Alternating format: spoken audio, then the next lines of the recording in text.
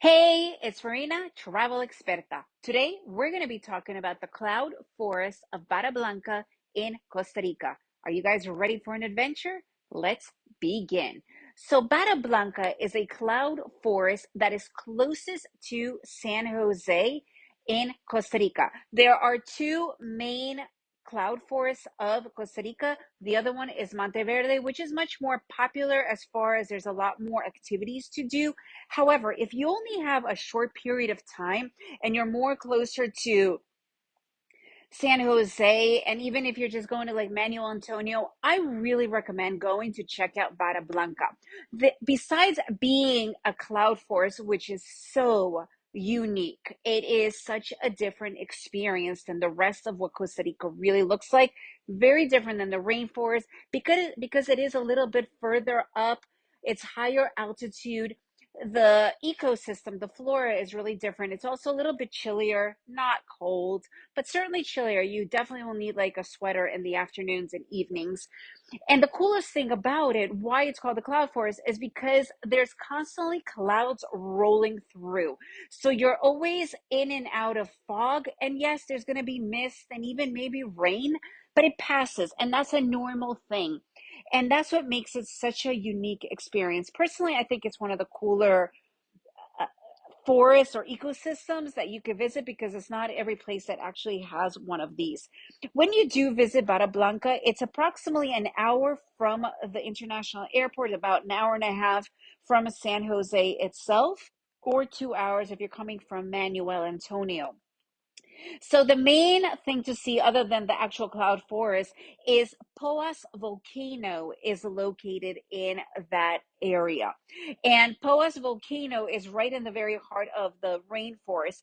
So and if you visit it, you could do it definitely in one day. And visiting Poas, you have to get there early enough. It's kind of tricky because of the clouds. You need to really like hope that it passes through or you don't see a cloud because you want to be able to look into the crater. That's the cool thing about Poas volcanoes, that you look into the crater versus that it's a conical style volcano. Another really popular activity to do in that area, and you could easily do both Poas Volcano and this particular activity in one day, and that is La Paz Waterfalls and Gardens.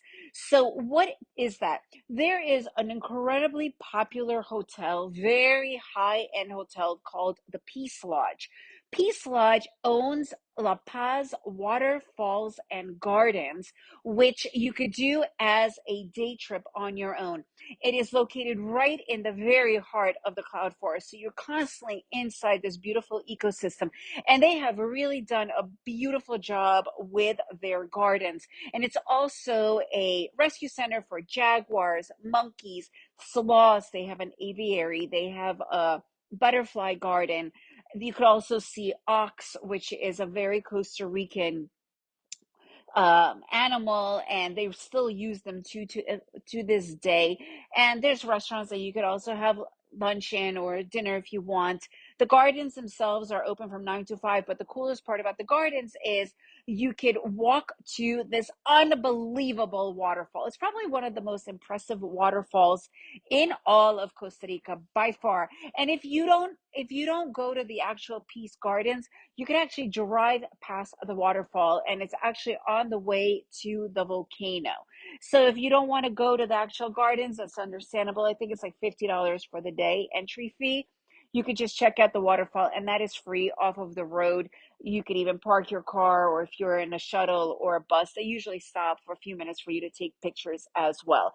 So it's a really cool experience to check out. I have an entire podcast about Peace Lodge if you want to stay at the Peace Lodge and the Waterfall Gardens a lot more. So make sure to go and check that out if you do want to stay there. But when you are in Vara Blanca, the two main real attractions are Poas Volcano and the La Paz Waterfalls and Gardens. If you guys have any other cool things that you've done in that area, I'd love to know about it. If you enjoyed this episode, please leave me a review, share it with your friends, and remember to make every day an adventure.